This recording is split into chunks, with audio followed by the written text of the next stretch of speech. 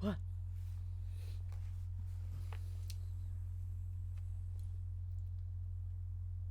Here we go. Haha.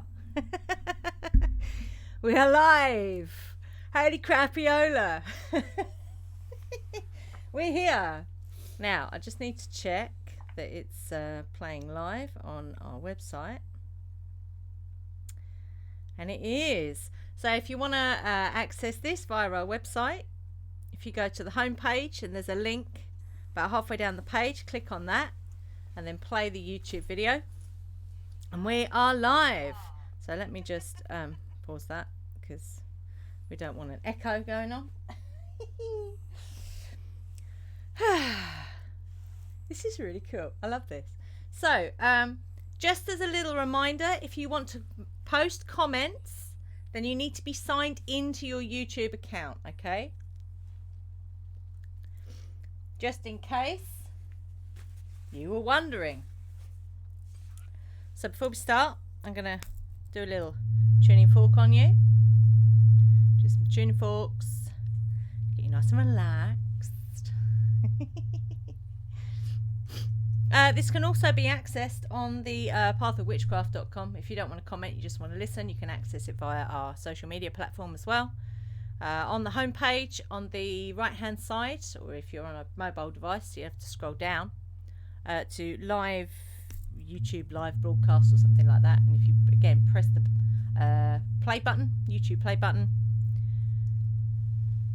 you will be able to listen. Obviously, like I say, if you want to comment, you need to be actually signed into your YouTube account to comment, okay? So we'll just give it a few minutes for people to arrive. This is so cool. I love this. This is brilliant. Do you love it? I'm bored. Thank you, Ian. I'm joking. Yeah, it's amazing. Right, so that was the 111 I just did there. This is a 528 DNA healing. Very cool tuning fork. Who have we got here with us? If you're signed into your YouTube account, tell us you're here. Who are you? Tell us you're here. So this is a talk on self-healing. And I'm going to kind of talk about my story with my wrist. Because it's been interesting. It's been very interesting. I have made notes. I haven't made too many notes, actually. Surprise, surprise. So this tuning fork is 528 DNA healing.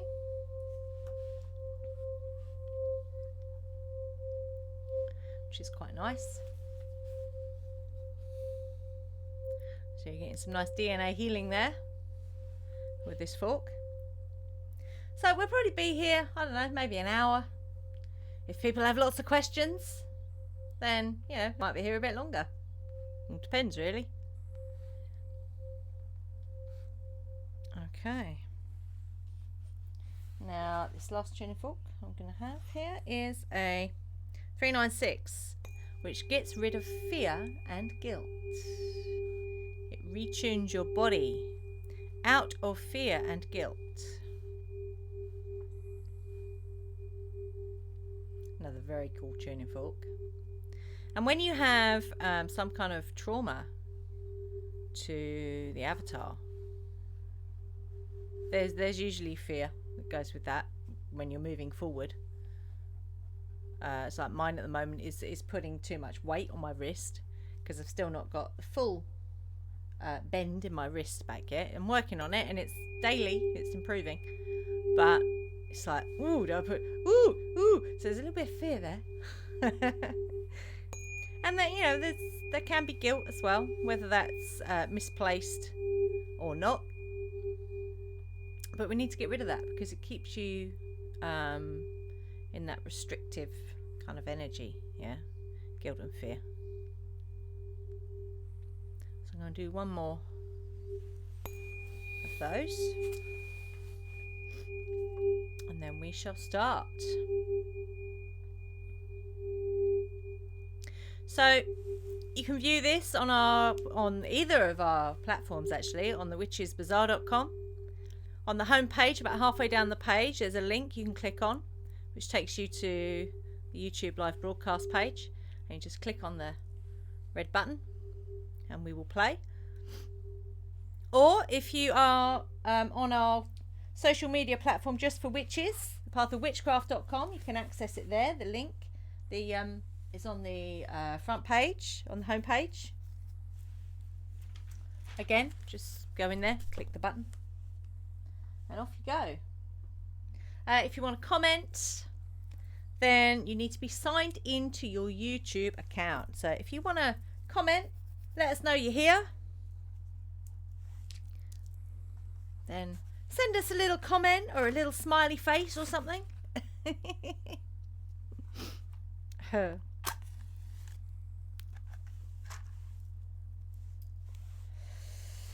Okay. So some of you know, some of you don't, that I broke my wrist. When was that? It was the beginning of April. Yeah, it was the beginning of April, wasn't it? What? Beginning of April. Second riding lesson in after something like 30 years of not doing anything at all. It was going really well. In the last 5 minutes, she said, "I would just do one more lap." And yeah, the poor horse who was in season at the time, she got spooked, and I basically kissed a fence. So yeah, and what was really weird, yeah, is you know when something happens like that. And it's kind of blurry, but the one thing I remember distinctly was just like my body wrapped around the fence and I bounced off and actually landed on my feet, which is really bizarre. And I knew instantly that I'd done something to my wrist. I didn't know what, but I knew I'd done something. Yeah, they're like, "Oh no, you must go to the hospital." And I didn't want to go to the hospital. I wanted to come home. But I went to the hospital and waited for a long time in A&E.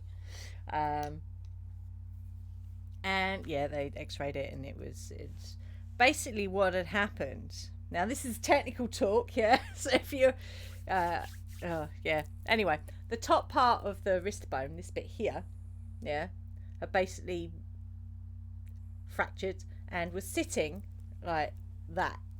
So it had broken and it kind of come over the top of the other two bones that come down here. So yeah, that was interesting. First time I've ever broken a bone in my life. I've had other injuries over the years, but never broken anything. So this was a first for me. This was a first, and really did test this, and also my healing ability, because you know I didn't have any benchmark there. So it was very much venturing into the unknown with my healing. So it's quite interesting from that respect. But what is interesting is, fast forward a little bit, when I went back to have the cast off and they x-rayed it, there was only a little tiny line on the kind of inside of that big bone. It was a little tiny. Did you see it Did you see the x-ray? I did, yeah. Yeah, it was a very, very faint little tiny bit just on the edge here. Apart from that, you couldn't see that anything had happened. It was, and I was bowled over by that, and because I saw the visual thing of it, it was like, right, okay, so I'm on fire now. But the journey has been I'm sure Ian will agree with me, it's been up and down. Inside out, round and round. Because I'm not the easiest person to live with anyway. But, you know, being incapacitated with my dominant hand as well, was very challenging for me and for everyone else around me, I think. Yeah, Smurf agrees. Um, so I just want to backtrack a little bit because the reason that I didn't want to go to the hospital in the first place, and the reason that I refused all their drugs, the reason that I was determined to heal it quick, it was like a, engage all engines to warp, that was how fast I was going to do it, and it worked. But the reason that I didn't go down the normal route, if you like. Yes, it was tractioned into place and a cast put on it, which it's not that I regret it now, but it's now working on, because it was immobile for so long. The tendons and the ligaments have shrunk basically, so that's the painful bit. The breaking, the bone thing is gone, but it's the ligaments and the tendons, which is what you don't realise. I didn't anyway. When you have your arm immobilized for such a long period of time, and even the muscle, I've lost muscle mass on my arm as well, which is interesting. But yeah, the reason that I suppose I didn't want to go down the normal route, I've never done things the normal way. My mum used to say it to me all the time, but I always wanted to know what was behind everything. What was at the root of everything. Even when I was a kid, I would take things apart and then put things back together because I wanted to know how they worked. So I suppose it kind of explains why I always wanted to be a detective when I was a kid, because they get to the bottom of things, don't they? So I suppose in a way this has kind of been like a detective work, like healing detective work, if you like. Because there was no way I was going to let this stop me. Well, as much as I could, didn't let it stop me.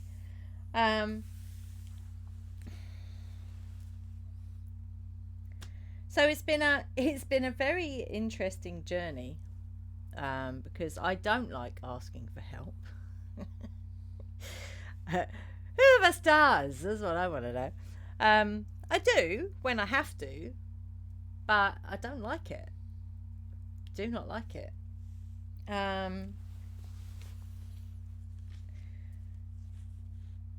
So there were there were times when it'd be healing and it was fine,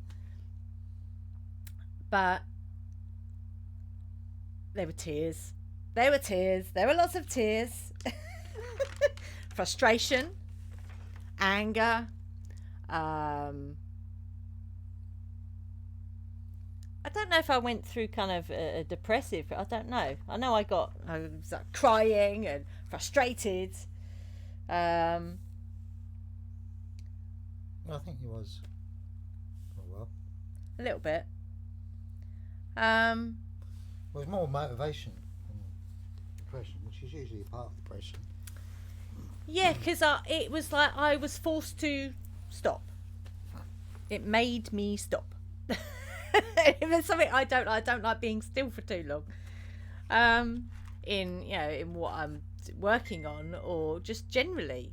For example, I find it easier to talk things over if I'm walking or moving in some way, shape or form. I find that I get like itchy feet. It's really weird. Although you might relate to that, I don't know. So having to take time out was like, oh, okay, all right. So what am I going to do then? Well, even then, it's like, what am I going to do then? It's like, stop.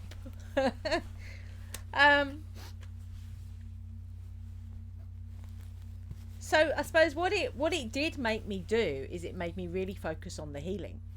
That's what it did, and it was fun because it's an experiment and it was a process, still is.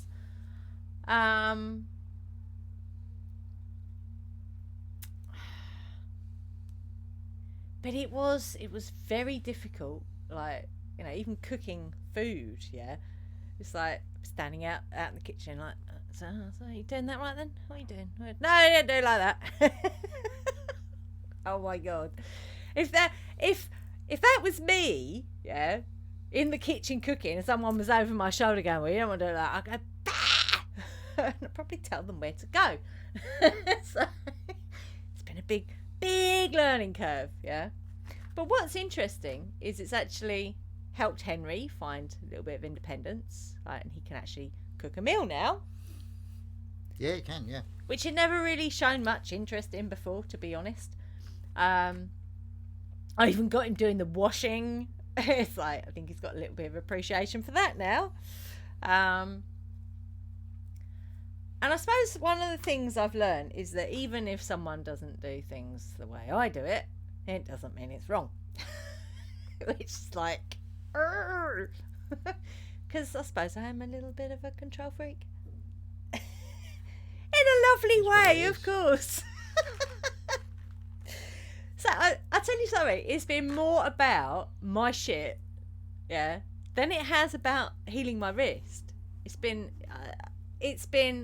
a very internal journey, which is very interesting because at the moment you've got 3 planets that are in retrograde. One of them being Jupiter, which is all about that inner. Looking at your inner self, if you like. So it's been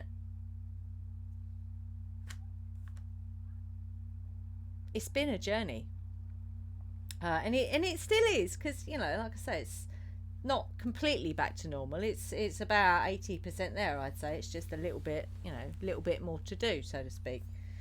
So I'm just reading my notes. Yeah, that's a bit of that. Yeah, okay, that bit.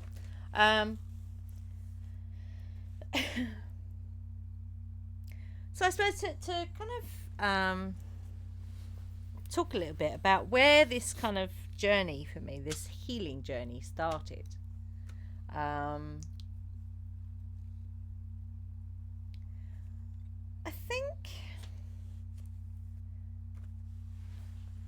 I suppose I'd kind of dipped my toe in with yoga when I was about 19, 20. Kind of half-heartedly embarked on a witchcraft path and kind of not really got very far because I didn't have any support around me for that. In fact, people kind of looked at me slightly sideways when I told them. So that got put on the shelf. But the one thing that did kind of emerge was essential oils, and I kind of threw everything into that for a little while. So there was definitely an alternative medicine thing going on there. And then when I read Louise L. Hay's book, You Can Heal Your Life, it's quite bizarre actually, because I was like, yeah, nodding my way through, you know, some of it, most of it, and then she would say something, I'm like, oh no, that's rubbish, that is, and I put the book down and didn't go back to it for about 10 years. Because there was obviously something in there, and I can't remember what it was, that, you know, I wasn't prepared to take responsibility for. So I suppose what, you know, my kind of journey with the healing, self-healing, has been that taking responsibility for your own health, your own well-being. Because so many of us, yeah, we abdicate that responsibility to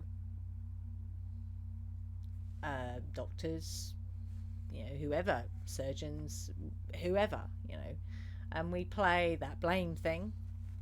It's my interesting thing. We were, what was it? Oh, it was a video I was watching yesterday, actually, sent to me by one of my friends, about the whole thing around blaming your genes for, you know, for this, that, or the other. And what has been proven through experimentation is your genes have nothing to do with what's going on with your avatar. It's all about your environment. All about your environment.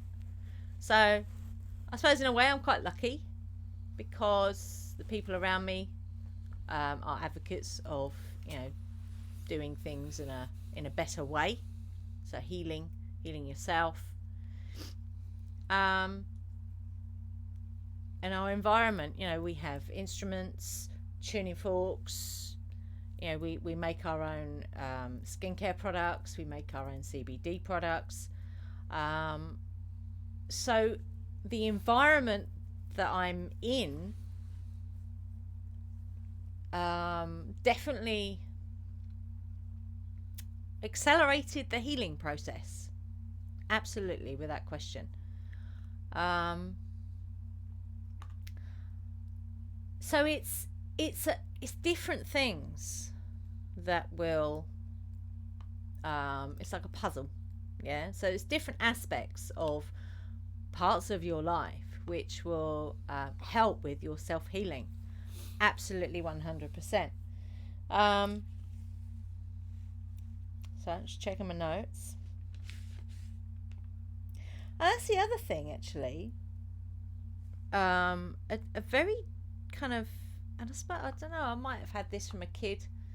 I used to observe as a child. I didn't speak for a long time when I was a child. I just used to watch, and I think, oh my god. So I suppose even from a very early age, I don't know, I didn't necessarily want to engage with things that didn't resonate with me. I mean, my parents, they did what they could with the tools they had, but their energy was just so far away from me that I didn't understand them at all, and they didn't understand me either, which was quite an interesting thing. But I suppose what that gave me was like a very deep inner knowing. And there's a difference between when you learn something and when you know it in your being. What are you doing, dog? Can you sit down, please, and just chill out? Thank you. So I suppose that kind of inner knowing is around, and this is going to sound a bit funny, I suppose, invincibility, yeah? Knowing that this is not, it. And funny, we were talking about this the other day, because I used to stand at the top of our stairs. There was like a not a banister, but it was enclosed, and I used to hang over the top of it and think, wow, what would happen if I just let go and fell, And I used to stand there like hanging over it, screaming, and my mum would be like, oh my god, what have you done? It's like, I haven't done anything, I'm just pretending that I'm falling. Must have given her a heart attack. But when I was talking to Ian about that, he said, well, what that could be is that you knew that you weren't the body. You knew that, if you did fall and you died, then that wasn't the end. So I found that really interesting, what we were talking about the other day. So I think when you have that, when you let go of all that, what's the worst thing that can happen? You can die. That's it. That's the worst thing that can happen, yeah?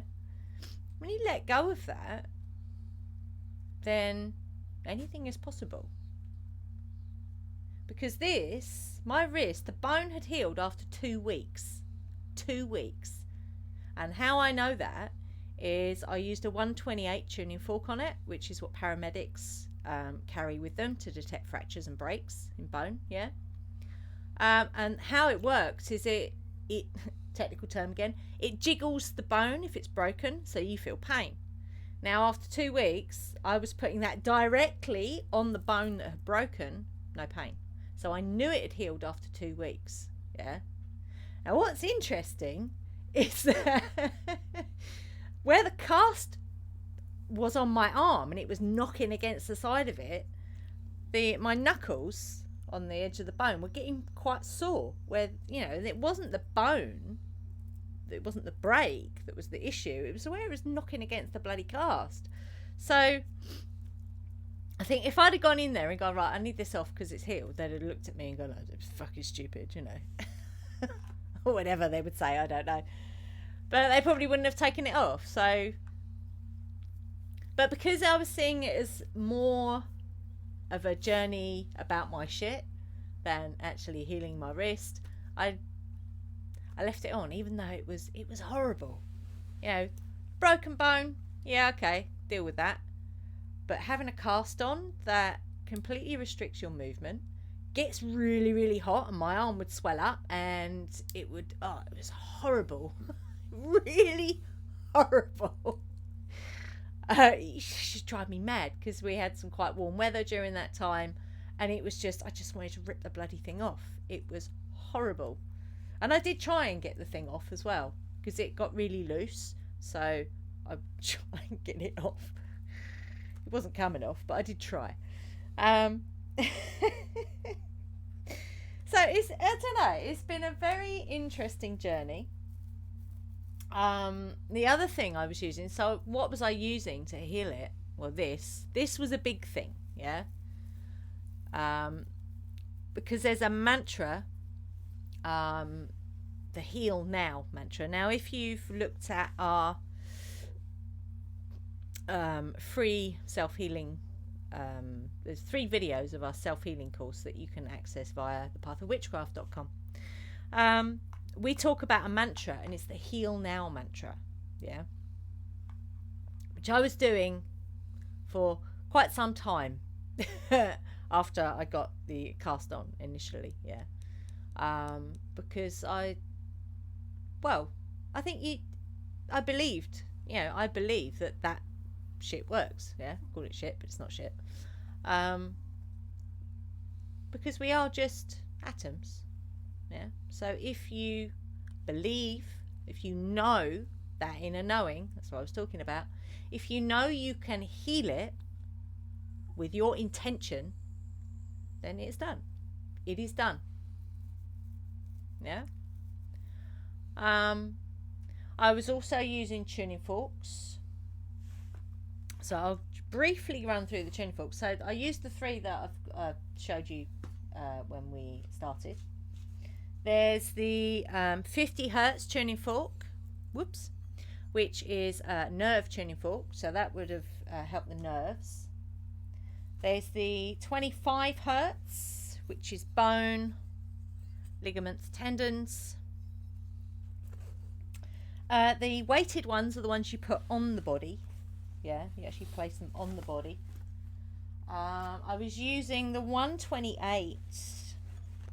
2 taps of this one is enough, because what that does, it gets the blood flowing, because it increases the nitric oxide, not the nitrous oxide. That's what I had when they tractioned my arm.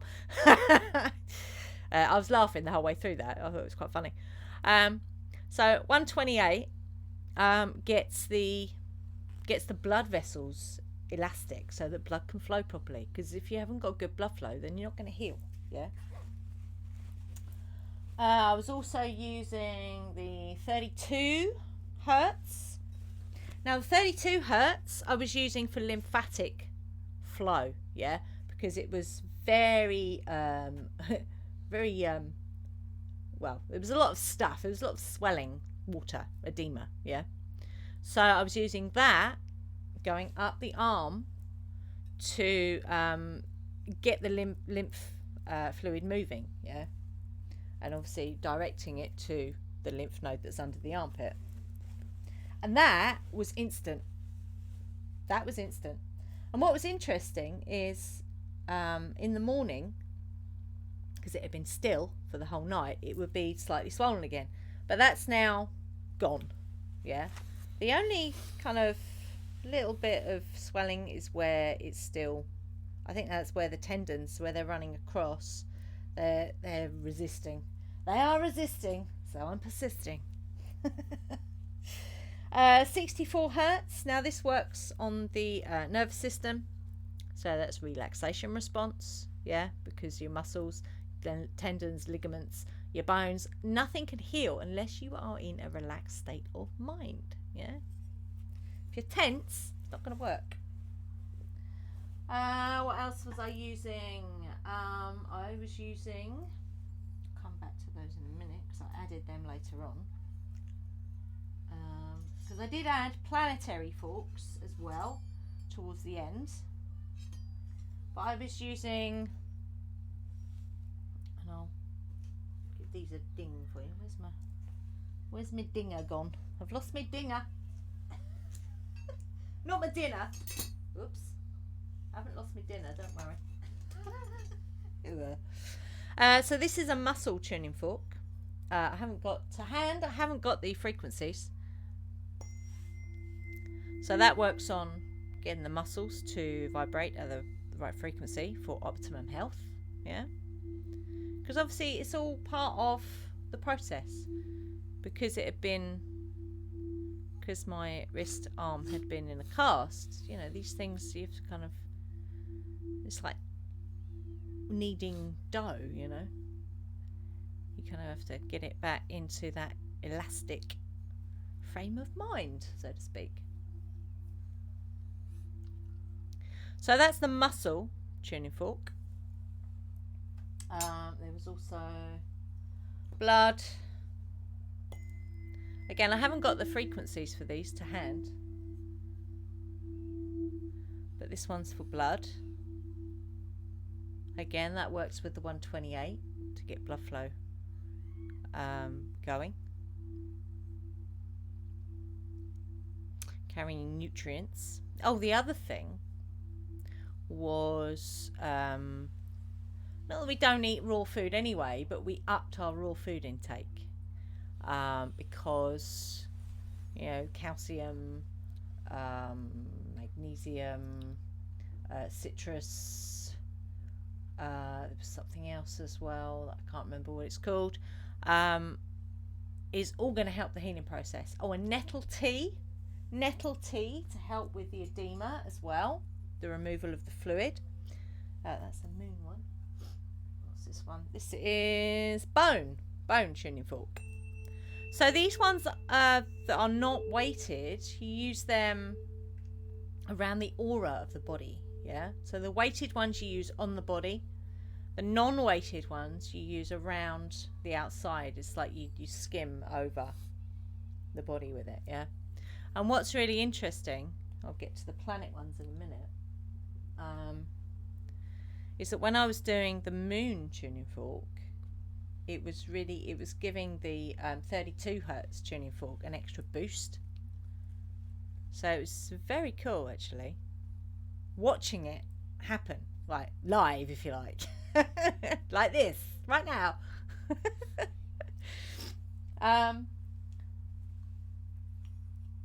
So that's those tuning forks, and then, like I say, I added planetary ones as well because I work with planet energies. So I was like, okay, so let's get the planets involved in this healing. So I did. Now, I didn't do specific days for specific planets. I didn't do that. Oh, the other body tuning fork I was using is the stomach tuning fork. Now, you might be thinking, what the fuck? It's 110 hertz, 110 hertz, which is another magical frequency.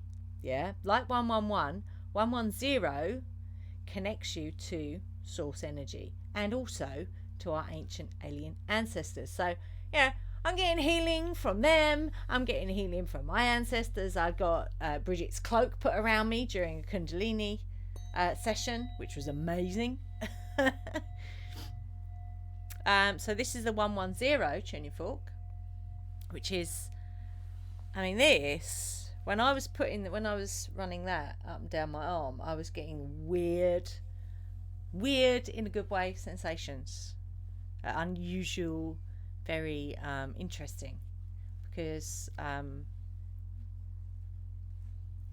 when I'm going through this process, it fascinates me. It does. It absolutely fascinates me, you know, what these things do for the body. So I love it. So yeah, that's the 110 110 tuning fork, which is for the stomach. Which, what does that tell you? That tells you the stomach has an incredible intelligence all of its own. Yeah. So, planetary tuning fork. So the moon one I was using to help lymphatic system, get the edema moving. Because that's the thing you can do with the 32 hertz tuning fork. If you press it lightly where the edema is, it kind of stirs it up a bit, and then you can move it up the body in like a wave motion towards the nearest lymph node. Yeah. And it is amazing. Truly, it is incredible. So that's the moon tuning fork. That's 210.42 hertz. So that was for lymphatic flow. I also chose Saturn and Mars for bones, skeletal system. I think Jupiter is muscles and ligaments. I can't remember. Well, ligaments might be Saturn. I can't remember. I kind of did all my reading, so I knew. But then I like that because you set and forget. So it's very cool, isn't it, Emma? I love the 528. It's amazing. Hi, Alexa. How are you? How is everybody today? Send us a little smiley face. So this is Saturn. So Saturn is all about structure, so hence why it's connected to the skeletal system. Yeah. And the frequency of that one is 147.83. Love that. It's very cool.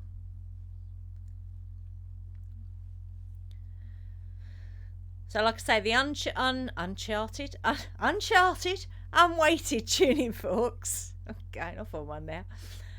You kind of do over the body, around the kind of auric field. And then Mars, again, bones.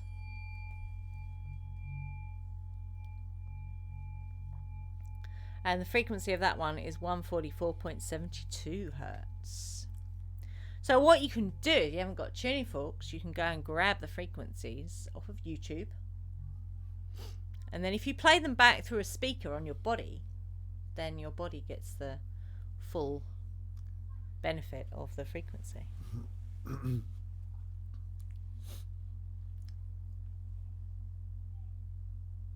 love that one. And then Jupiter. Jupiter was for muscles, possibly ligaments as well, I can't remember. And this is 183.58. Love this one. Lovely. I love it. It's very cool.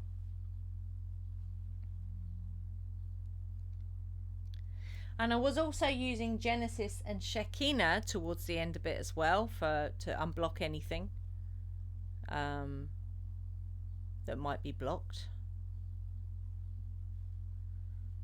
And the other thing I was using, which was a big part of it, was Kundalini yoga,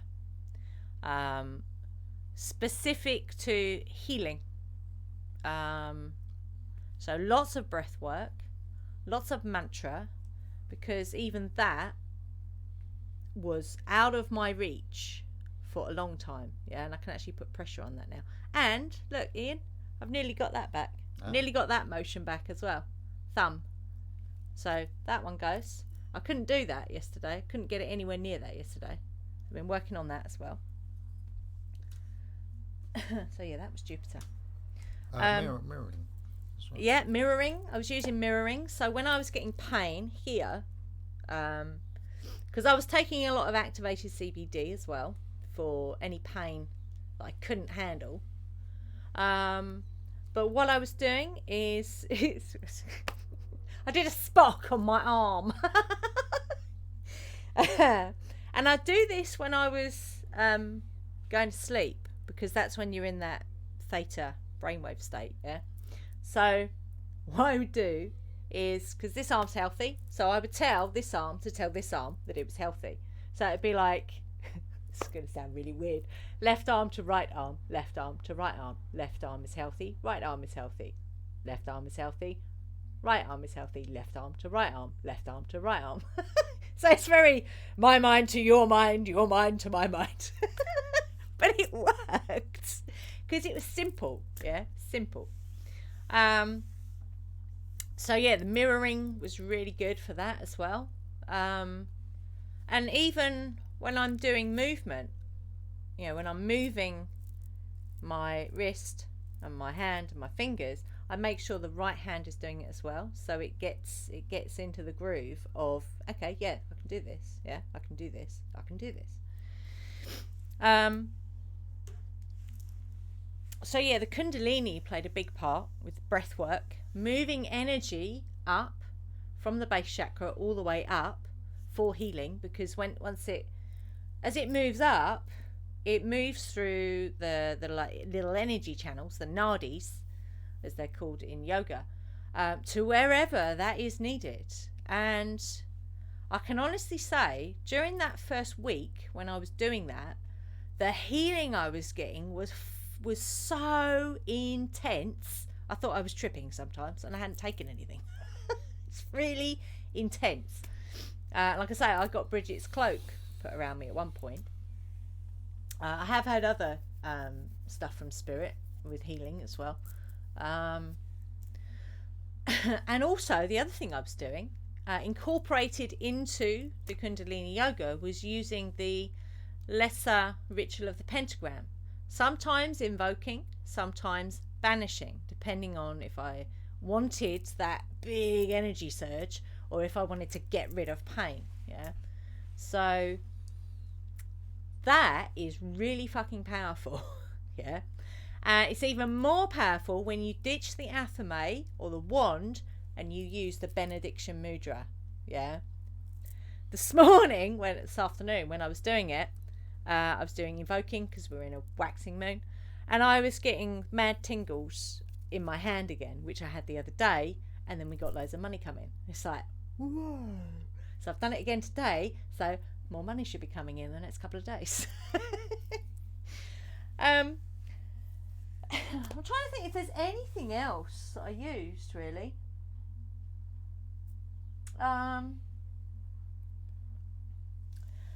Was there anything else I used healing wise? I said about nettle tea, didn't I? So it was lots of different things, pulling in lots of different things. Oh, and on my shoulder where I had a massive bruise, and I've got a little war wound. I've got a dent. I've actually got a dent in the muscle, which is very cool. I love it. I was using the activated CBD on that shoulder. There was nothing wrong with the shoulder. It was just a bruise. And that bruise went within a week, and it was a big old bruise, wasn't it? People saw it and they went, oh, like that.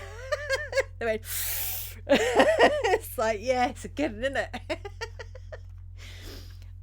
So I was using the activated CBD on that, and that bruise went within a week.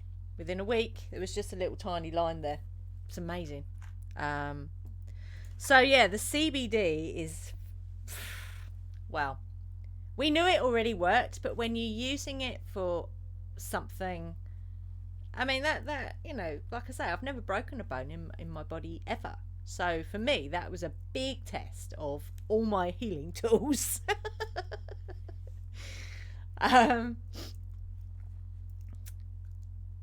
what was really cool as well is when I had the cast taken off, it was all limp. It was like a bit of spaghetti. I'm like, oh my God, what do I do with this? It's like, it's out of control.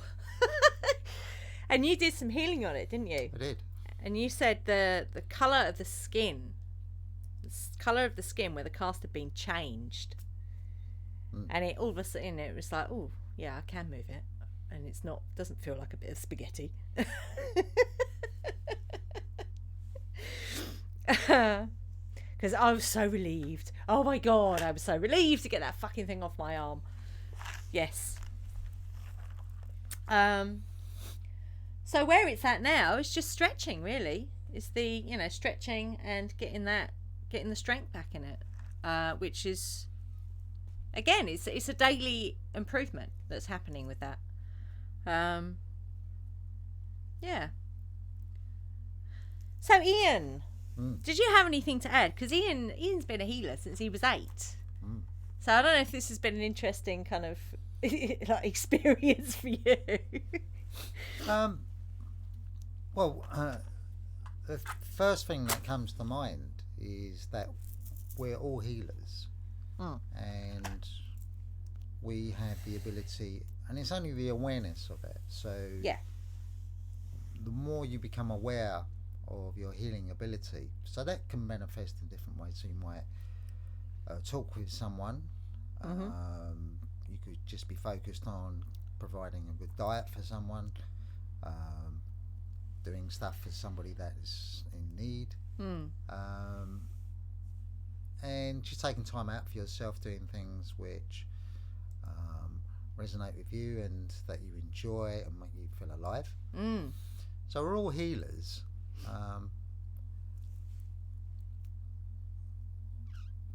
But I suppose a focused form of healing, in whatever way, shape or form that might be, whether it's talk therapies, whether it's sound healing, whether it is hands-on healing, is just a recognition of the two sides of the coin. So one side of the coin is you are a conscious mind having a life experience in an avatar body, bodysuit. And then the other side of the coin is that you are connected to the source, or the one, or everyone. So why that's important is that when you are focused on your energy, you are standing out of the way. So that's kind of when people talk a little bit about ego. It's a very confused subject, and everybody's got a sort of slant on it. I don't really have a slant on it, apart from if you're going to do healing, isn't it better to do it with all the conscious minds in the source, or the one, rather than doing it individually? If you've got that access to that, which we all have, which we use through meditation, through quietening of the mind, and then let that through, wow, that's going to be extremely powerful, rather than just one person trying to do it on their own. I'm not saying that you can't do it on your own, but you probably will. I know some people's energy is slightly depleted by trying to do it with their avatar that's trying to do it for their own physical energy. But once you get out of the way and you let the metaphysical energy come through from source, then you'll achieve amazing things. Yeah, I did make a few notes.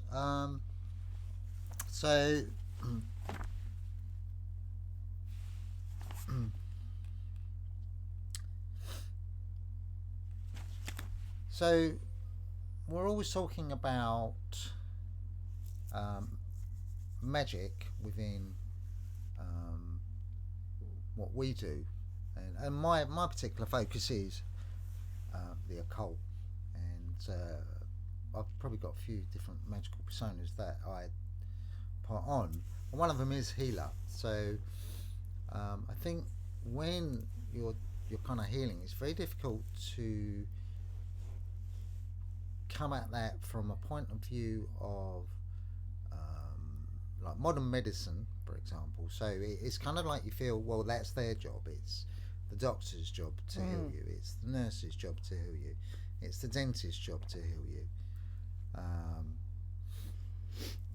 So a lot of new thinking, innovation around healing is preventative. So it gets very confused because what is preventative? So I think it comes in many different shapes and forms. Well, it actually comes in four different forms. It comes through the mind, so this is the mindset. It comes through the body, so physically. So that's keeping yourself fit, eating healthy, getting yourself out into nature, and in spirit, developing the understanding of where did we come from, why are we here, where are we going, and then emotionally. So your emotions are not in charge of you; you're in charge of your emotions. So it doesn't mean that you don't show emotion. It just means that you go, okay, I'm going to have a really good cry, and allowing that, or okay, I'm going to get really, really angry, so I'm going to go and punch a punch bag and not a person, or making decisions that are not brash and take you into sort of deep hot water, but where they're considered and they're kind of cooling the emotions. So it's like, I'm really, really angry, I'm going to leave my job, but if you leave it there and then, you haven't got any money at the end of the week to pay your rent, but you can go, right, okay, let me calm down, be a bit more cooler about that, and then start looking for a job, and you've got that focus, and that's healing. It doesn't sound like healing, but it is, because once you get that job and you get all proud of yourself, you go, actually, I've achieved exactly what I want. Something comes to mind where a person I know was having problems with one particular job, and they innocently did something wrong within that job and basically got caught out, and they'd never done it before and they didn't realise they were doing anything wrong, and got a sack for it, and it's sort of been in and out of different jobs for a short period of time, and then it's completely landed this amazing job where everybody loves that particular person, and has actually created a new job to fit his personality, and it's completely changed that person. They're more relaxed, more happy, very excited about sort of doing the job. The money's very good. It's quite surprising for what the work is.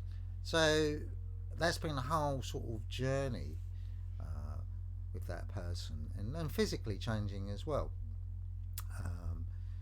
and physically changing through doing certain things, which then leads me into my other thing. The thing about life is it's only ever four things. So we have a thought, we take an action, from that action we have an experience, and from that experience we have a memory, and then we store those memories. It is the more that we move forwards with our understanding and awareness through science, we are realizing that consciousness, which is what you are, you're a mind consciousness, is outside of the body, as well as being inside of the body, or we feel like you're inside of the body. So it's if you measure it from a science point of view, you'll measure it outside of the body. So why is that important? Is because it's literally, you're in an avatar having an earth experience.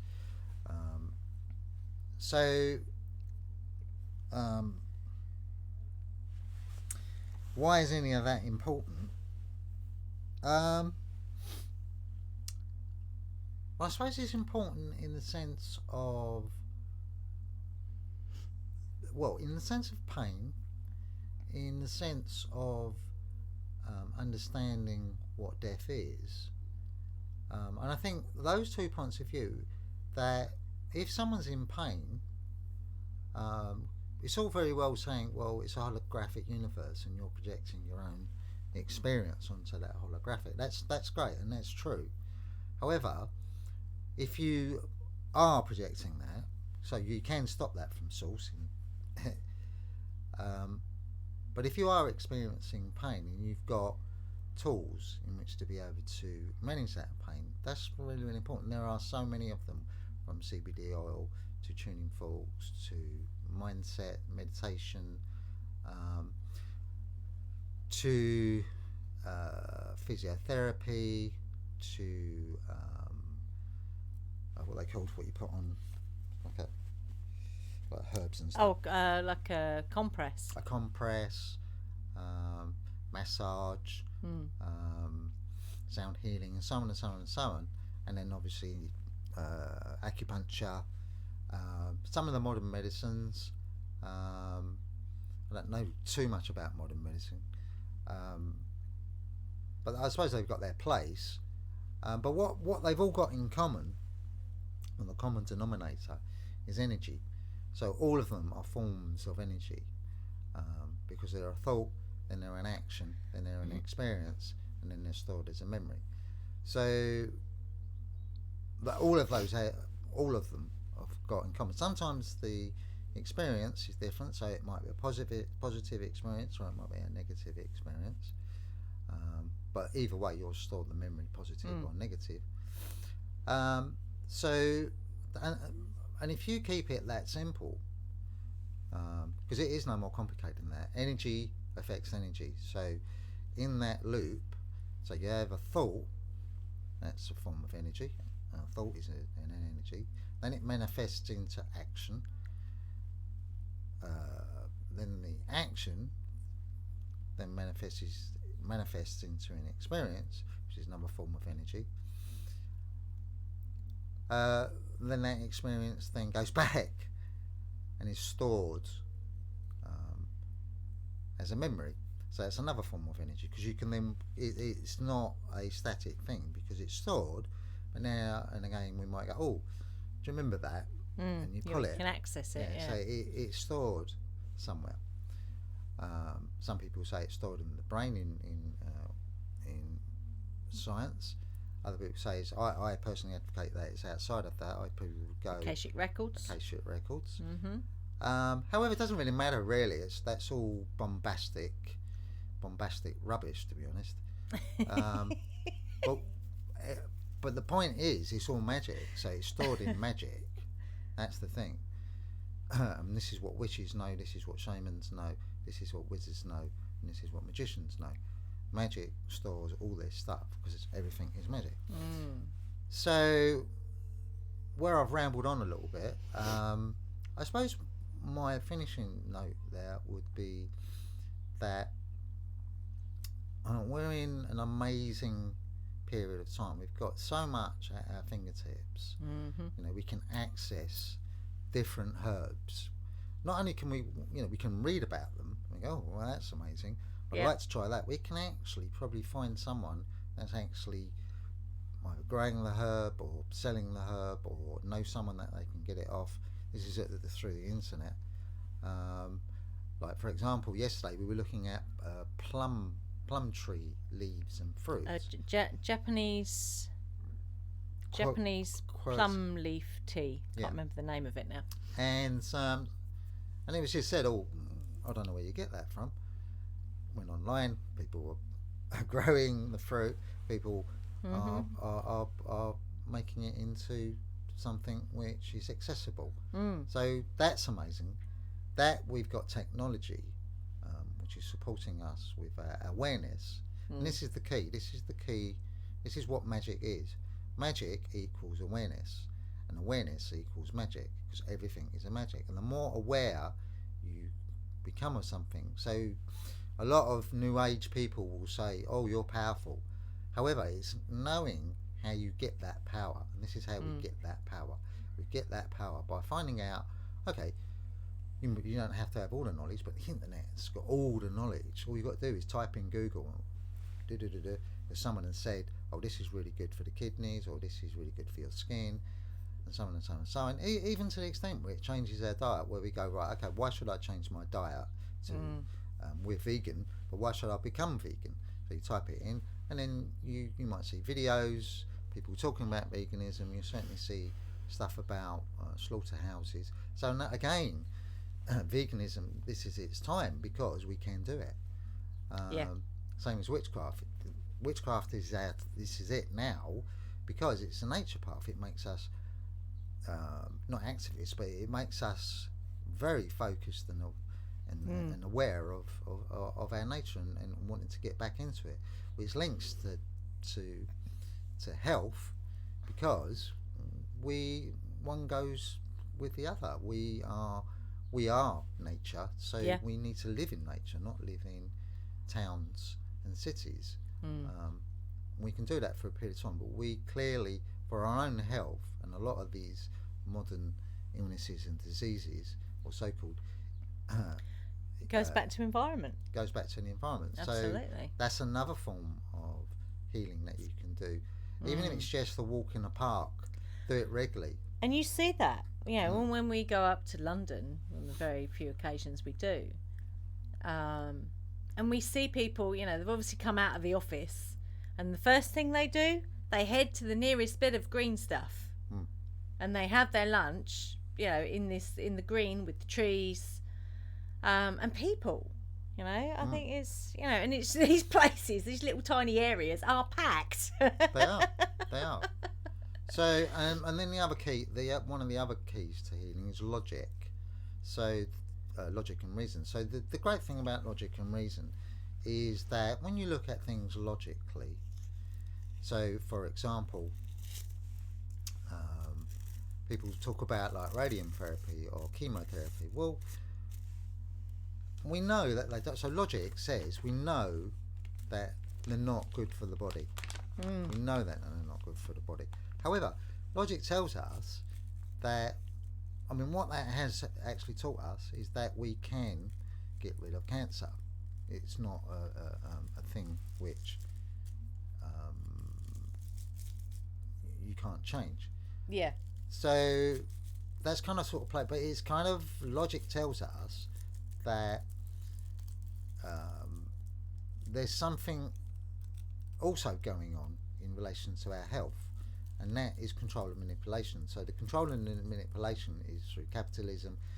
I'm not going to go deep into it, but it's through capitalism, it's through commerce. There's nothing wrong with capitalism, there's nothing wrong with commerce. But when it becomes insidious, so it is about the bottom dollar and making as much money. People are cutting corners, they're making excuses for putting things on the market when they've not been tested. For example, there was a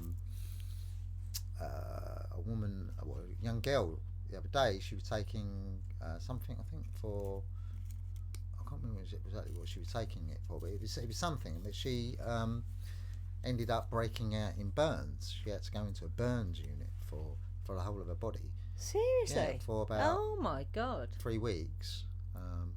That's mad. She burnt her body. So there are good things in science. Medicine isn't science, but there's good things in modern medicine, and there's bad things in modern medicine. So they're all forms of energy, and they're not static, which is not where we're going to be staying. So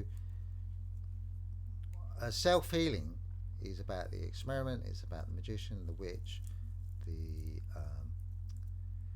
wizard, and the shaman experimenting on themselves. And it's not like as if we're doing this for the first time ever.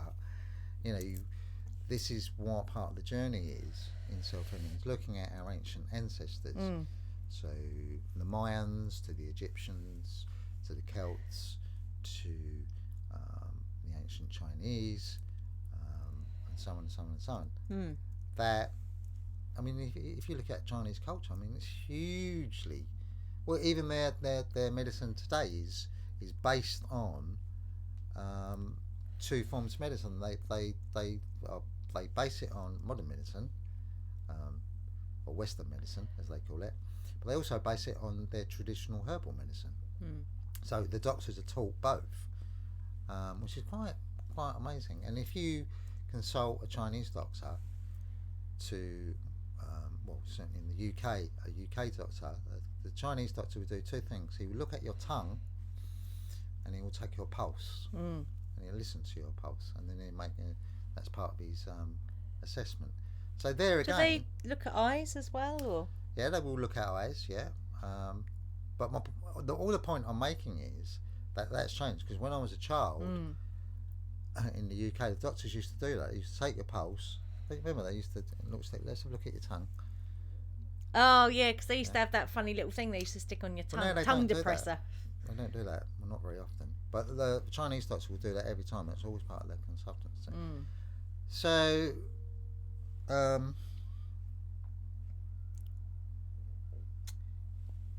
let's have a look. While you're looking at your notes, the thing around herbs, which it's so obvious. Herbs will have a particular frequency, so they'll be good for particular ailments. Yeah. So when it goes into your body, it will then resonate at that frequency, which then changes the frequency of the ailment in your body. That's what the tuning forks do. So herbs do the same thing, but obviously you're taking them internally. I mean, I have been known to stick a tuning fork inside my mouth if I get a little swelling in my mouth around my wisdom teeth. I will actually stick the tuning fork in my mouth. I don't care. So it's all about frequency. Well, I suppose life is a lot. Life is a lot. That's what I was gonna. That was my last bit actually. That we are experiencing a holographic projection of sound, vibration, and frequency, and that's being projected from our consciousness. We're choosing that experience.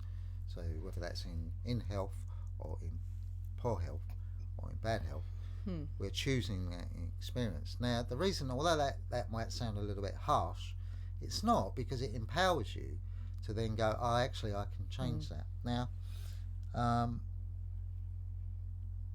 the reason that's important is that if you can understand, well, my analogy would be that none of you are experienced. All of you are trying to drive a Formula One racing car, or ride a top racehorse, or you're trying to parachute out of an aeroplane when you actually never done it before and you've had no training whatsoever. So when we arrive in life, there's that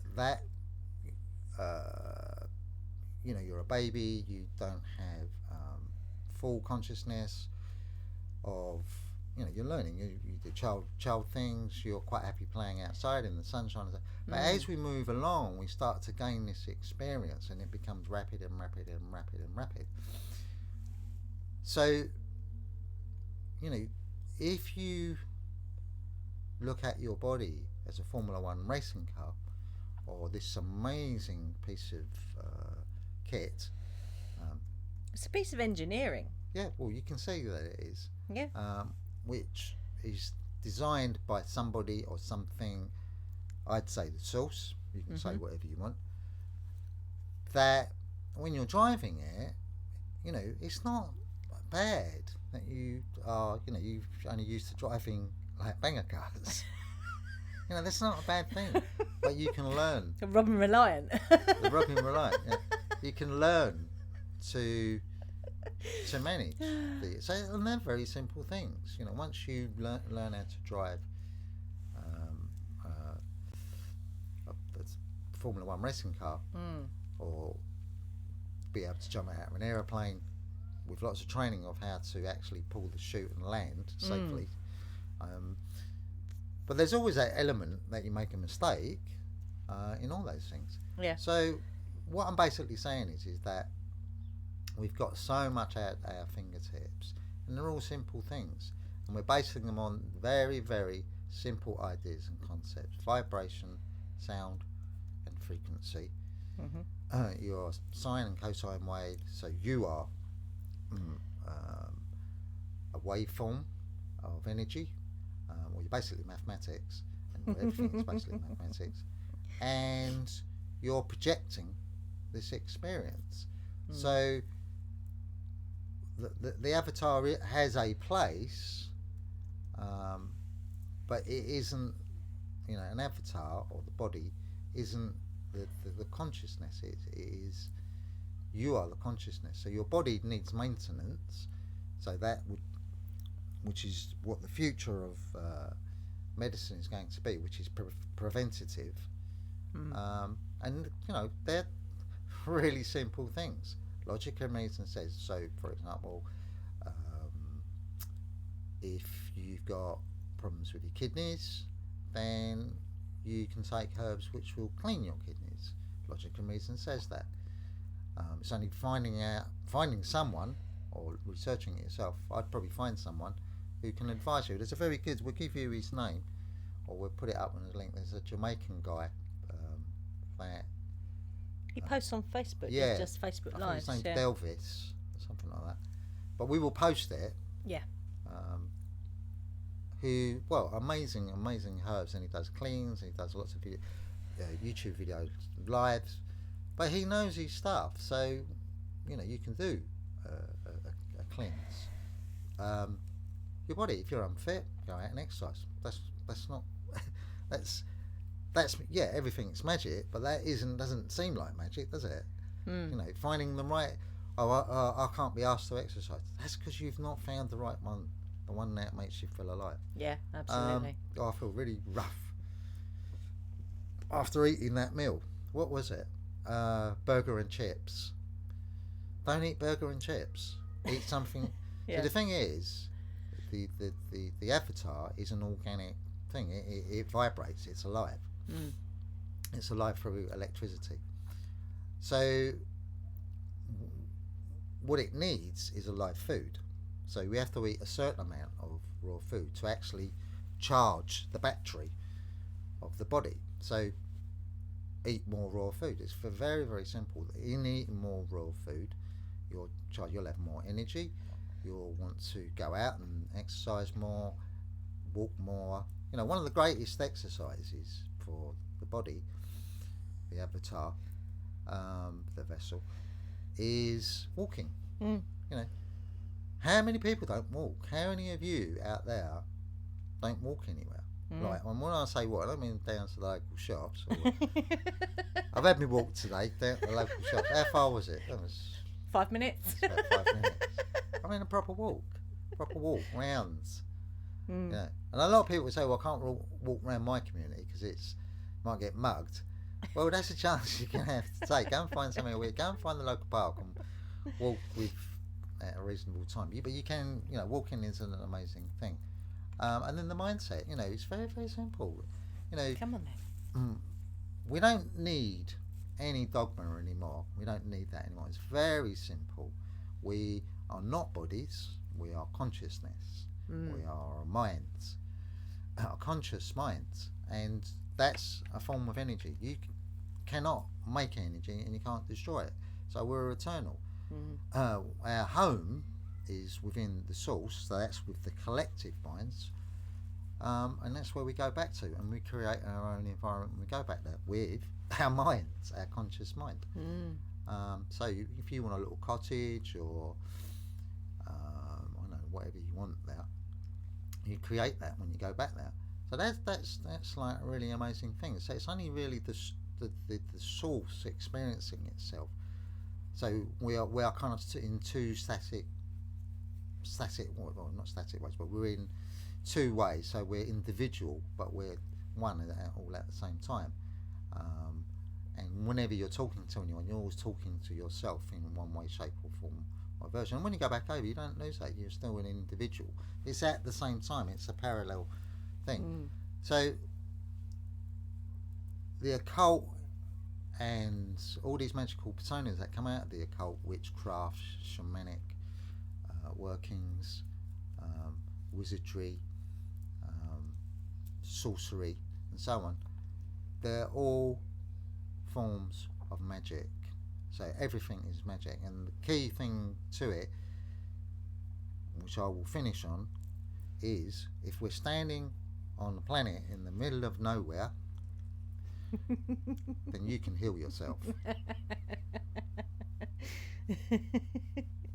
Definitely.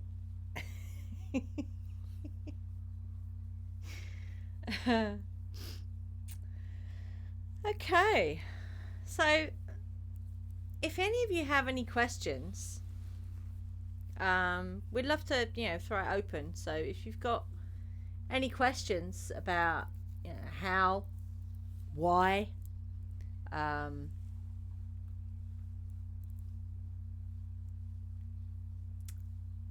then we'll do our best to answer your questions.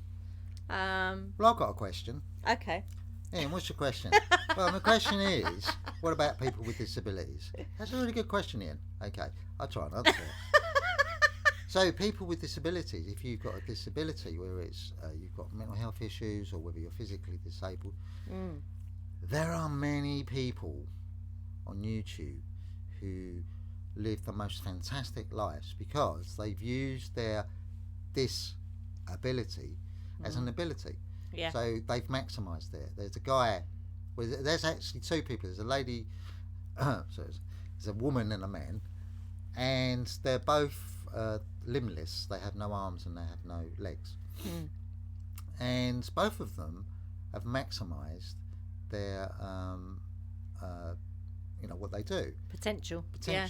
And they're both speakers. They're both motivational. Can you believe that? They are both motivational speakers. Yep.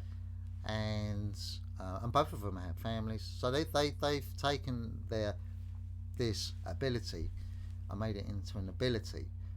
And there's a lot of people who might have this ability who don't know how to change that. So that's the thing. I probably would. I wasn't going to finish on that point. I got on again in the soapbox. I would actually change the word, and this is key actually. Well, I have so many things to say, and so many different ways of saying them. But I would say that it's not healing; it's change. So healing is a slightly misleading word. It's like almost like quicksand. You can't actually. What's that then? Healing. What do you mean healing? Because you don't actually see what that is. But change, you know what that is. It's changing. You know what it feels like. Yeah. That's the thing. Yeah. So I think change is a much better word than healing. I think healing. Oh, he's going to heal now. Right, okay. What's that then? But if you say, I'm going to change where I am, so I'm going to change from having a broken wrist to having a wrist that's not broken and that works properly, I'm going to change that. I'm going to go from A to B. Yeah. So, yeah, whatever circumstances that you're in, I think, like, for example, talk therapies are fantastic. You don't need a piece of paper to be able to talk to someone, to be honest. We all do that. We all communicate to each other, all listen to each other. Yeah. And if you come across people that you want to heal, just listen. Yeah. Maybe put some boundaries down. Maybe say, look, we don't have to say, there's a very good thing that me and my teacher developed years and years ago, and we could call it booze talk in this country. I don't know about other countries, but usually when people have a little bit too much to drink, they offload the problems of the world and they solve the problem. Oh, well, if I was the president or the prime minister, this is what I'd do. I'd do a bloody better job than what that guy's do.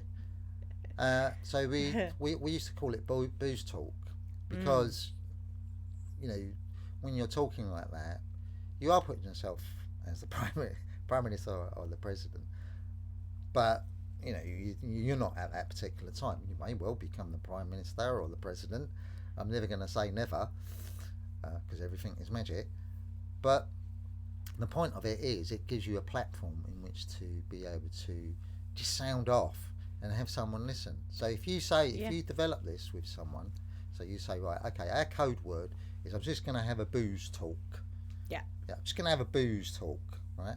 Yeah. That says to the other person that they don't have to do anything. They don't have to try and solve the problem. Yeah. They don't have to feel bad, good, or indifferent. You are just offloading what you're feeling inside. What you're feeling. Yeah. Absolutely.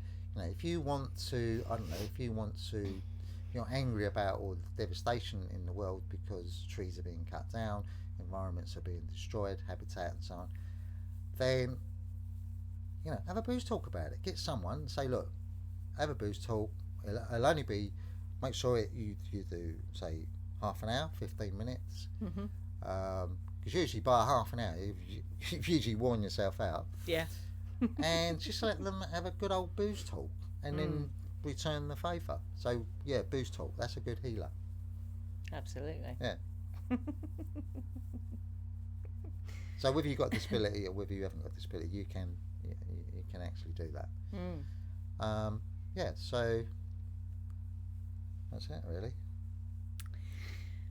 So just quickly going back a little bit about that journey from A to B. It's transformational, yeah? And this journey has been challenging.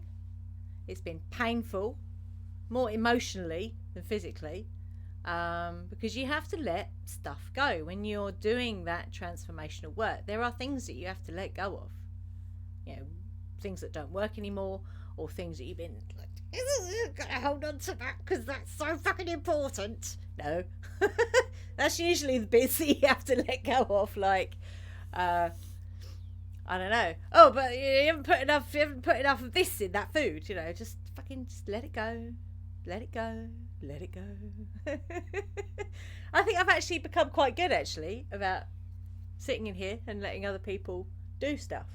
Yeah, I think it's been a well, I think journey. I think that if you were to say look at artists through the years compared to medicine, then artists always innovate. They're always innovating. So we went from Renaissance.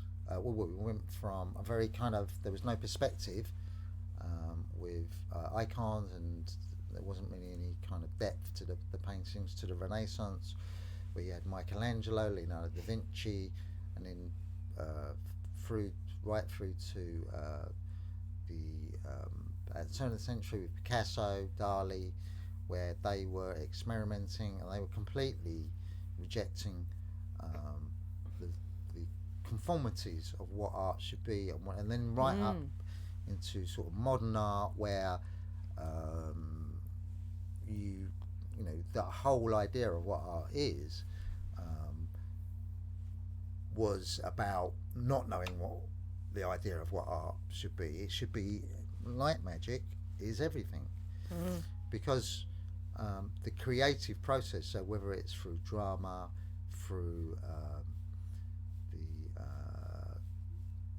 the music, through painting, creative arts, that if you base that on modern medicine, so I'm not saying that medicine hasn't evolved, because it has evolved. However, if you're an artist or a changer, healer, changer stroke healer, so we all know what we're talking about, then there's nothing wrong with innovating. There is nothing wrong with going, hey, the Egyptians were using that, why don't we do that? Absolutely. The Greeks were doing that, why are we not doing it? Why have we kind of left it? Yeah. Sound, vibration and frequency was being practiced by Pythagoras, in classical Greece. He was doing that. He knew that. He knew that sound, vibration and frequency, using certain instruments and tones and meditation, developed the mind. It developed the person. And this is what he started his mystery school on, illumination. So it's already there. Pythagoras was a medicine man, but he was already doing it. He was innovating. He wasn't just staying static. And we're evolving every day. So it's not mundane. It's not boring. It's absolutely amazing and incredible. And if we're going to climb Everest, we can't, not go up. You have to continue going up to get to the summit. And when you get to the summit, there are amazing sights to be seen up there, and it's quite amazing.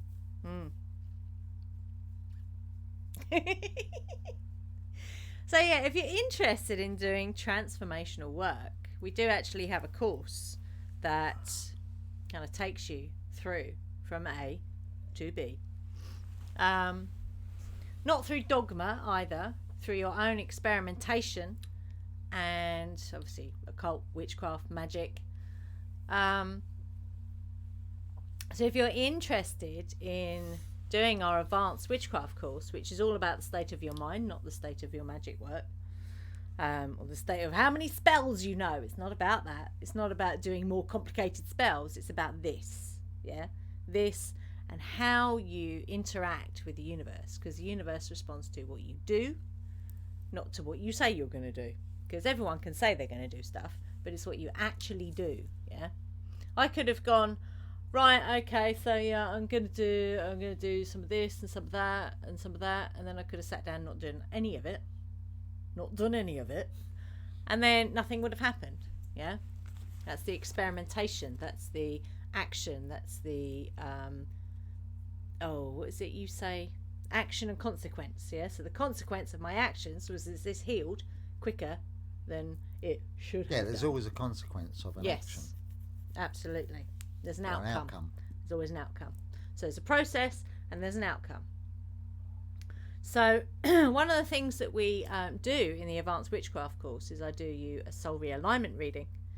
I think we've got 5 spaces left to get a free soul realignment reading. And then once you've had your soul realignment reading, so you know what your manifesting process, what your creativity is made up of, and then we go into the manifesting blueprint, which is then how your soul loves to manifest. Yeah. So for me, part of my manifesting process is the actual process itself, which is why I steeped myself in all these different ways of healing. And that's why I find it fascinating, because I'm in the process. Yeah.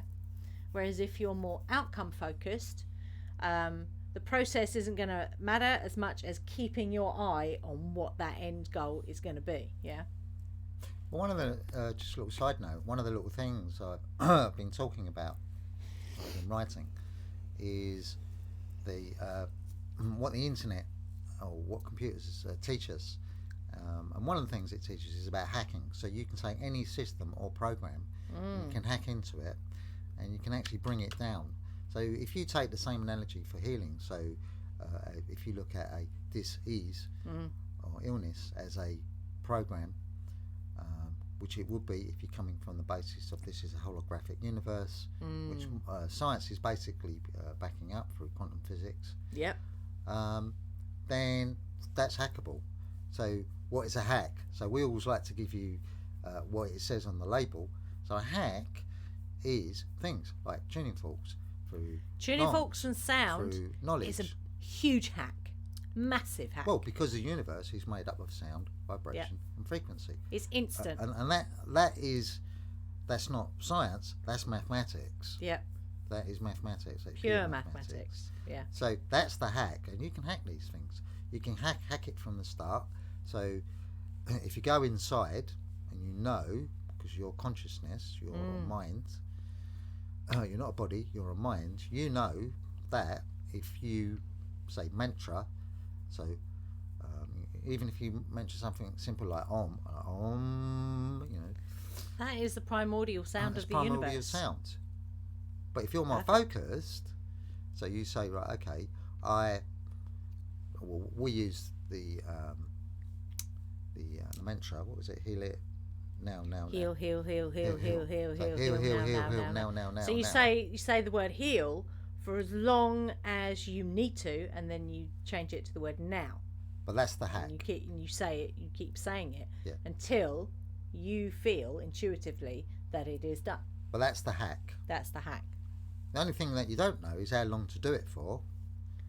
But that's the experiment. That's the experiment. Yeah. So if you're just going to do it for like 5 minutes, it may well work. But you might find, because I was doing that, I was like, well, I'll say, I didn't think, I'm going to say it for 3 minutes and see what happens. I'll just do it, and if it hadn't quite worked, I'd do it again, and I'd keep doing it until it had done it. Well, there's definitely, definitely in the body, it's not very often you get more than one pain at a time within your body.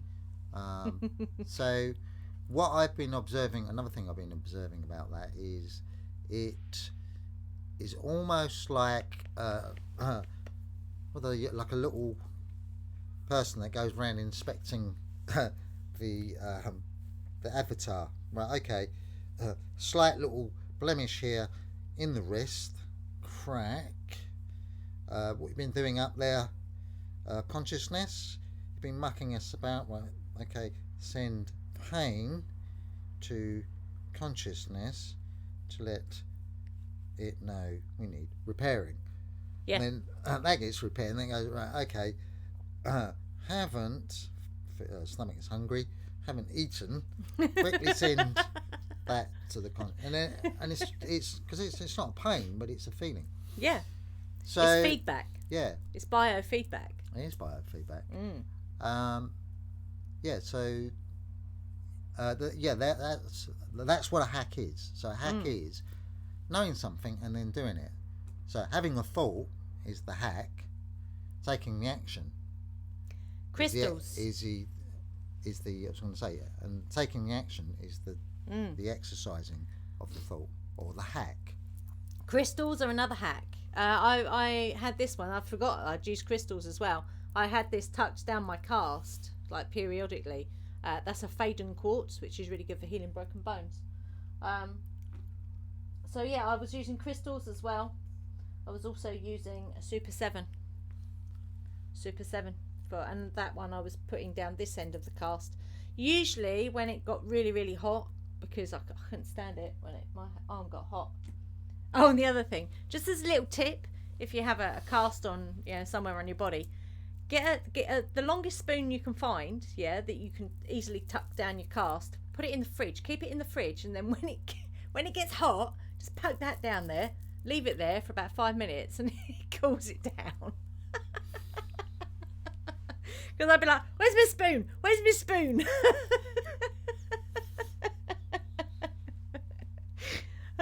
So that works as well. So yeah, if you are interested in this kind of transformational work, where you want to go from where you are now and you want to go to A to B, if you're fed up with being in A and you want to go to B, then our advanced witchcraft course is pretty damn amazing, even if we say it ourselves. And it takes you through the whole unraveling your programming. We do deep soul healing through the soul realignment. So it's a healing modality as well as being a transformation to get you to where you want to be. If you're interested in that, then I will put a link in here in the comments. Put the link in of the herb guy as well. Yeah, I'll have to do that at the end because I don't know where that is. Smurf. It's gone. No, it hasn't gone. It's there. So I'll just go and grab that link for you. So you can go and have a look. If you're not sure about, doing one of our paid courses, because we do offer our courses by subscription now as well, a bit like Patreon. If you're not sure about doing a paid course because you don't know what we're about, then if you join us over at thepathofwitchcraft.com, then you can access our free courses. There's 3 free courses that you can access on thepathofwitchcraft.com. And if you like those, maybe you'll choose to do one of our paid courses. We have 3. It's like 3 steps of witchcraft. You've got the Embrace Your Inner Witch, which gets you gets rid of all the, all those kind of negative connotations around witchcraft and gets you set on your path. You've then got the foundation course, which teaches you like your foundation for your witchcraft. And then we got the advanced witchcraft course, which is a real deep dive into this. It's a big deep dive into that. That guy's name is Patrick Delves. So it's Patrick, Delves. Amazing herbalist. So yeah, go and look him up on Facebook and definitely check him out, because the things that he's done for people using Patrick herbs, Delves. it's amazing. And he sells them as well. So you can He does, yes. You can purchase herbs from him as well. Of him. Yeah. But I would clearly, what I'd say, what we're about is empowering you. Absolutely. We want to empower ourselves. Yeah. We want to empower you, because why do we want to empower you? Because we want you to have a good life. We want you to be happy. We want you to be live healthy. your divinity. And because what is life about? Life is about experiences. There is nothing outside of that. Everything that magical thing that you do in life will always have an experience through an action, and then we want you to have the best experiences, through adversity, through amazing stuff that happens, but there is always laughter and happiness. Yeah, that was the other thing that came up through this journey, healing my wrist. There was laughter. There was the tears, and there was the tantrums that I was having, and there was the and oh my fucking God, I hate this. But there was also lots of laughter, and there was healing. There was change. There was, I had some amazing experiences during that. I even had weird perception shifts. So it's been. It's some weird dinners. We had some weird dinners as well. Yeah, it's me. And Strand. And Henry cooking, it's like, okay, well, this is interesting. But I bet there was only one meal that I couldn't eat because it had too much salt in it. But yeah, but a lot of occult journey. It's a whole journey. But a lot of occultists, they're so follow the rules, and it's so serious, and you must know everything, and you mustn't never make a mistake, and you're not handsome enough to be an occult. You're not tall enough. You're a woman. You're not dark enough. You're not mysterious enough to be an occultist. Oh, shut up. You don't know the ins and outs of Satan's bottom. It's me. So that's what we're about. We're about breaking those illusions. You can't be a politician because you haven't been to university. Well, people have broken that. People have become politicians who haven't been to university. Yeah. Who have come from quite poor backgrounds. They've proven against the grain. Not many of them, but they've proven against the grain. They've put on that magical persona of being able to be part of a system that makes decisions about people's lives and within their countries. Yeah, absolutely. Scientists. Lots of people become scientists now. It's not exclusive to the ruling elite. So it's no one has the answer on this planet, because you don't need an answer. The answer is within yourself, and that's what we're about. We're about giving you the confidence with your magic as a witch or a wizard or a magician or an occultist or a sorcerer, however you want to describe yourself, because only magical suits to magical cloaks, darling, yeah, with hoods to be able to wake up to your experience, and that's all it ever is. It's only actions, experiences. You store the memories. It's a big, profound thing. Why are you storing the memories? We advocate that they go to the Akashic records. However, logic and reason says those memories are stored. Yeah. If you're storing something, you're not storing them away, never to be seen again. You're storing them somewhere to be used at some point. Yeah. And that's what happens. So, I've got an interesting thing on reincarnation, actually, where a lot of the people that say they don't believe in reincarnated is their first incarnation. on the planet. Yeah. And a lot of the people that say that they believe in reincarnation have been reincarnated here many times, and they go, "Oh, look at this thing, here. this thing again." Yeah, goodness. Oh, for fuck's sake, can I go to a different planet? Yeah, the last body I had, the last avatar that I had, last potato I had, I was a potato in the last lifetime. What's your name, Satan? So, yeah, that's an interesting theory, and I think that might actually...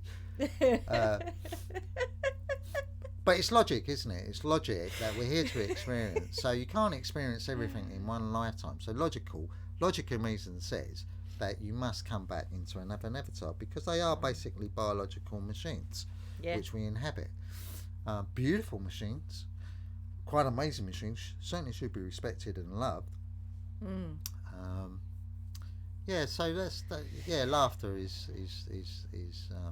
well, it's a frequency. Yeah.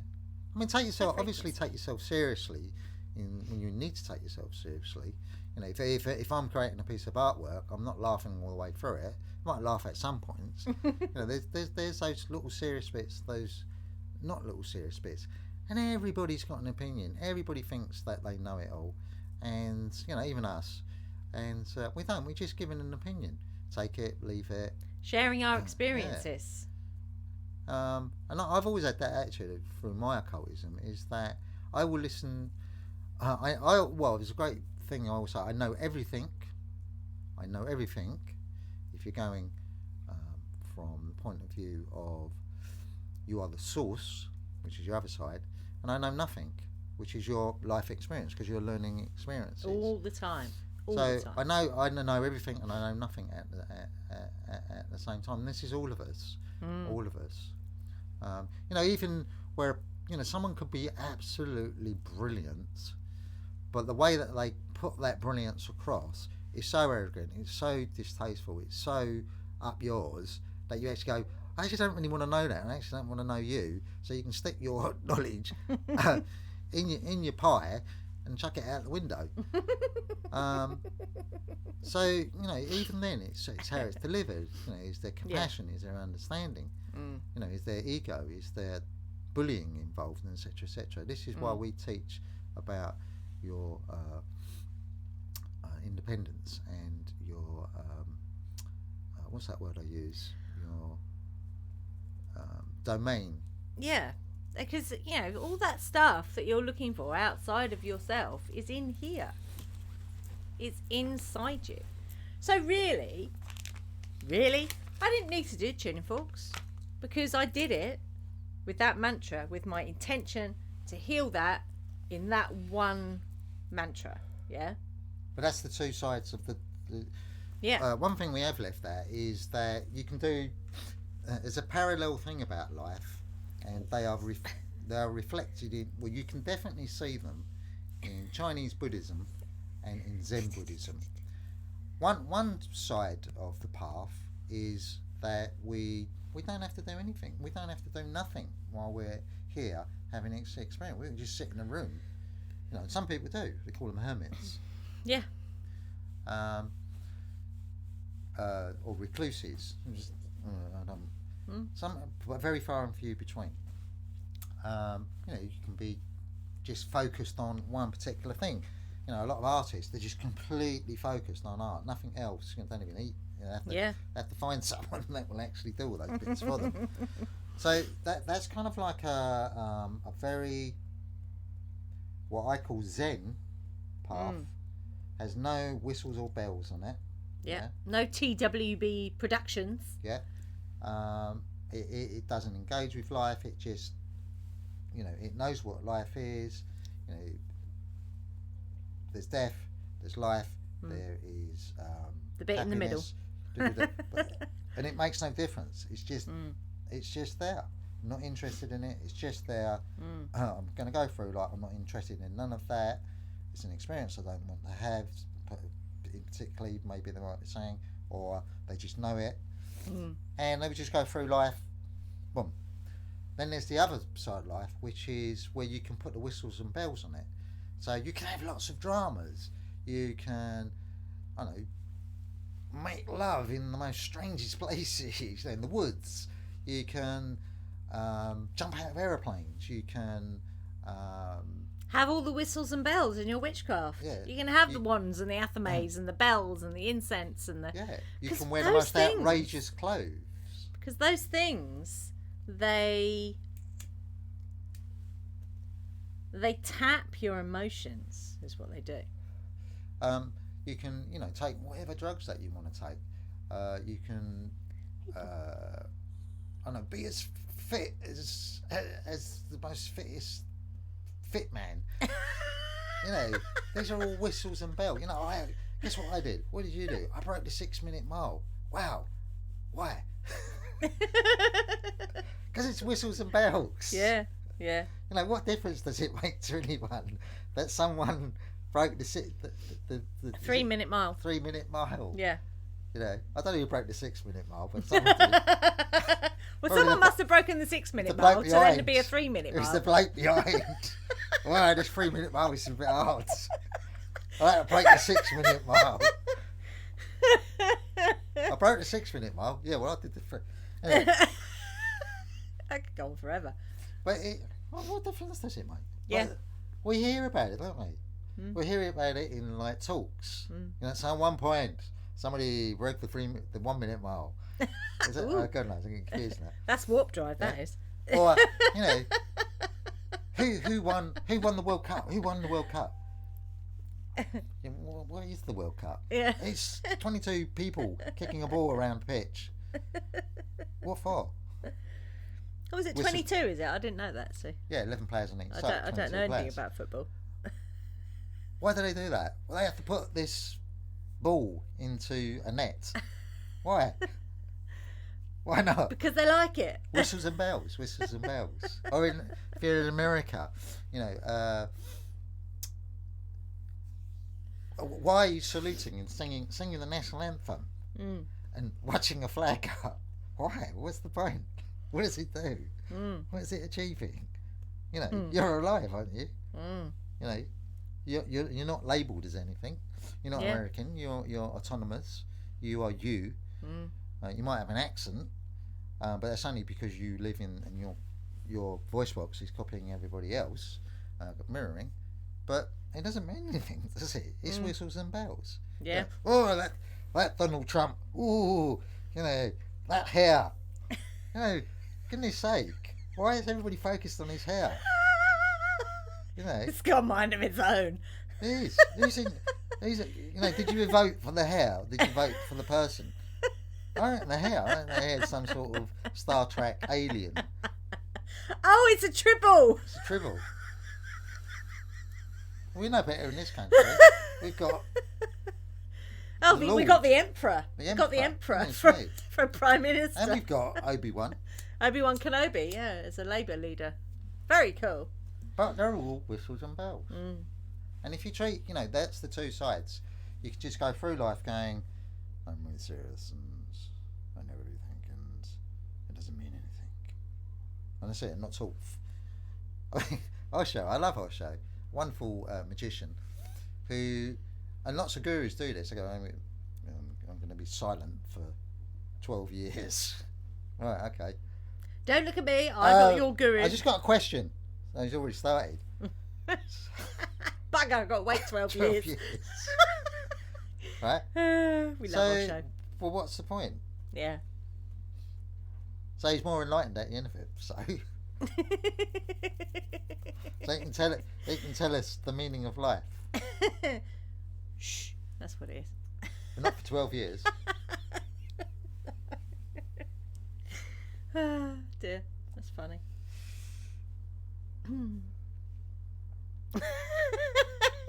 Have you worn yourself out now? No, I can go on if you want. Because we're coming up on 2 hours, I think. Yeah, coming up on 2 hours. Can you believe that? It's been 2 bloody hours. Beware the priest. We was watching a programme yesterday, which is talking about Egyptians and the Valley of the Kings. And they were saying that, since Tutankhamun's tomb was discovered, there will never be any more tombs discovered. Yes. So come 2011, they find another tomb. Oh, we found another tomb. I thought you weren't going to find that. No, we found another one. I thought you weren't going to find. I thought that was going to be it. No, we found another one. Hello. So, well, what we learned from that tomb actually Let's say hello to Henry. is more important than Tutankhamun's tomb, which is basically full of stuff that wasn't his anyway. Allegedly. I think he was a little bit of a thief on the side. Hence, that he was he lived in Thieves. But yeah, anyway, on a serious note, so I'm going to do the Zen path. What they were saying about this, from a magical point of view, is the priests are taking over. Because what happened in Egypt was they had enough of the pharaohs with their They gold overthrew the discs. queen. They overthrew the queen and basically said, "Right, we're taking power now." Yeah. And they were the ones that raided a lot of the tombs, apparently, Well, allegedly. economically, Yeah. because there was a lack of gold, there was a lack of possessions and jewelry and stuff like that. And so they were basically going, right, okay, well, what we do is we're going to that pharaoh, we'll put them somewhere else, because there was two forms of Don't grave care on my robbing. face. One was done by people that really didn't care and set fire to the mummies, and the priests who put them in another places. But basically, they took over, and they know that the country was divided in two. You had one end of the pharaohs and one end of the priests. Why I'm talking about this, I have no idea. Maybe we should end on that point because it's been a little while. Well, hopefully it's a little bit more interesting than anything else that some of the rubbish that's on YouTube, which I could probably name, like someone opening presents on Christmas Day on their own. Oh, He dear. was about 17. Right, we're going to wrap it up. Got me present. Yeah, we're going to wrap up the presents and open them on YouTube. We hope you've enjoyed this discussion, talk, whatever you want to call it, rant. And like I say, if you've got anything that you want to share about your own healing journeys, or you've got any questions and you're watching the replay, then post below. This will also be up. There'll be a link to it on Pinterest. It'll be it's all up on our website, The Witch is Bizarre. It's also up on thepathofwitchcraft.com. I may even put it up in our blog. I don't know yet. So comment below if you want to share your experiences or ask any questions. But we're gonna say cheerio. We're gonna say be fearless, stay witchy, and Au revoir. au revoir. Blessings all.